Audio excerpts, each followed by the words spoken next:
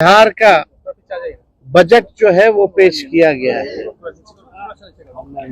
और ये सरकारी पन्नों पर झूठ और जुमलों की स्याही से लिखा हुआ भाषण जो है माननीय उप मुख्यमंत्री सम्राट चौधरी जी ने पढ़ा है।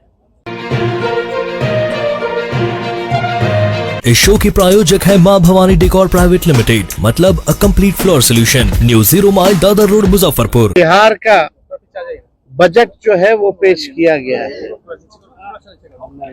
और ये सरकारी पन्नों पर झूठ और जुमलों की स्याही से लिखा हुआ भाषण जो है माननीय उप मुख्यमंत्री सम्राट चौधरी जी ने पढ़ा है, मगर इससे जमीनी सच्चाई कुछ और है, वास्तविकता कुछ और है। और पूरी तरीके से जब हम लोगों की सरकार 2015 में महागठबंधन की थी, उस जमाने से ही ये बात पुरानी बातें दोहराई गई है। हर ब्लॉक में स्टेडियम बनेगा। शायद इनको स्टेडियम की परिभाषा समझ में नहीं आती है। आज तक 10 सालों में या इतने सालों में आज तक जो है किसी भी प्रखंड में ढंग का स्टेडियम आज तक नहीं बना है। वही पुरानी बातें जो 5 घंटों में जो है पटना पहुंचेंगे, 4 घंटों में पहुंचेंगे, लेकिन स्थिति क्या है? पुल पुलिया टूटता रहता है, भ्रष्टाचार का भेद चढ़ता रहता है। एक पुल मेगा जो पुल जो बन रहा है वो एक बार नहीं 3-3 बार टूटता है, फिर भी किसी पे कार्रवाई नहीं होती। हम लोगों को बिहार की चिंता है और इन लोगों को सरकार बचाने की चिंता है। हम लोगों को लगा कि इस आखिरी बजट में जो इस मौजूदा सरकार जो एनडीए की सरकार है नीतीश कुमार जी के नेतृत्व में, ये इन लोगों का आखिरी बजट है। अब ये लोग दोबारा सत्ता में आने वाले लोग नहीं। आखिरी बजट में हम लोगों ने कल मांग भी की थी कि 200 यूनिट फ्री में बिजली किया जाए, किसानों का जो ऋण है वो माफ किया जाए, उनको फ्री में बिजली उपलब्ध कराया जाए। माई बहन मान योजना के तहत कम से कम 65% ऐसी महिलाएं जिनको खून की कमी है। बिहार प्रदेश में सबसे ज्यादा बौनेपन की शिकार जो होते हैं बच्चे हो रहे हैं पूरे देश में। इनको कम से कम 2500 रुपया प्रति माह जो है वो दिया जाए। हम लोगों की मांग थी कि गैस सिलेंडर को जो है 500 रुपया कर दिया जाए। वृद्धा पेंशन, विधवा पेंशन, दिव्यांगों का पेंशन 400 से बढ़ा करके ये 1500 रुपए कर दे। लेकिन इसमें कहीं भी इस मौजूदा बजट में इस एनडीए की सरकार ने ध्यान नहीं दिया। लेकिन आखिर कब तक नहीं करेंगे? हम लोग हमेशा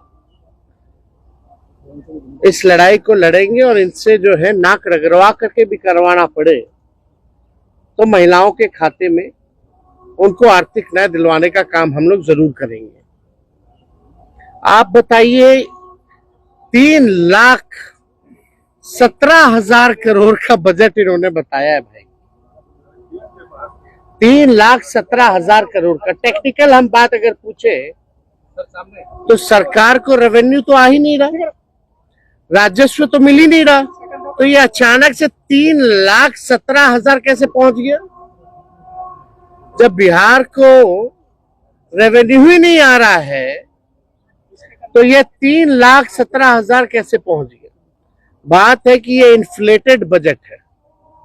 बढ़ा चढ़ा करके अगर बोलना ही था तो 3 लाख का, ये लोग 5 लाख बोल देते हैं, 5 लाख करोड़ करेंगे। तो इसका कोई मतलब नहीं है।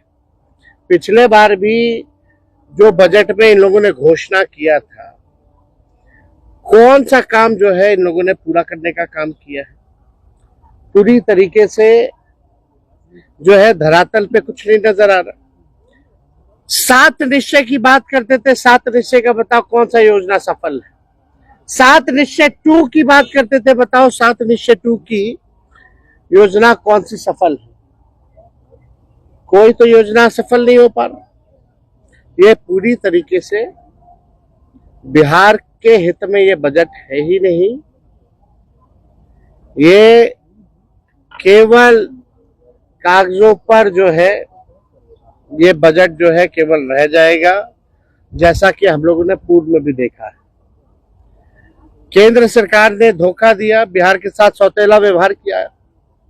आप बताइए बिहार में साक्षरता को बेहतर करेंगे कैसे?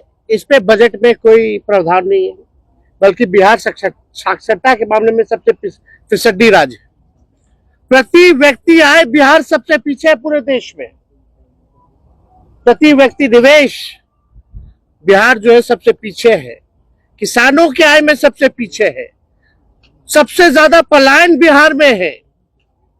सबसे ज्यादा गरीबी और बेरोजगारी बिहार में है। कहीं कारखाने खोलने की बात नहीं कही गई, कहीं फैक्ट्री लगाने की बात नहीं कही गई। कहीं भी आप देखिएगा नौकरी रोजगार कैसे नौजवानों को उपलब्ध कराएंगे इसकी बात नहीं की गई। कैसे पेपर लीक रोकेंगे इसकी बात कहीं नहीं कही गई।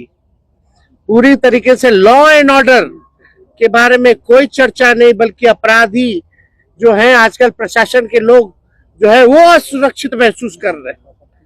पुलिस कर्मियों को जो है मारा जा रहा है, कभी कौन माफिया मार दे रहा, सर फोड़ दे रहा, कभी गोली चला दे रहा। पुलिस का मॉडर्नाइजेशन कैसे हो इसके बारे में कोई चर्चा इस बजट में नहीं है। पलायन को हम कैसे रोकेंगे इसके बारे में कोई चर्चा नहीं। बंद चीनी मिल हो, जूट मिल हो, इसको कैसे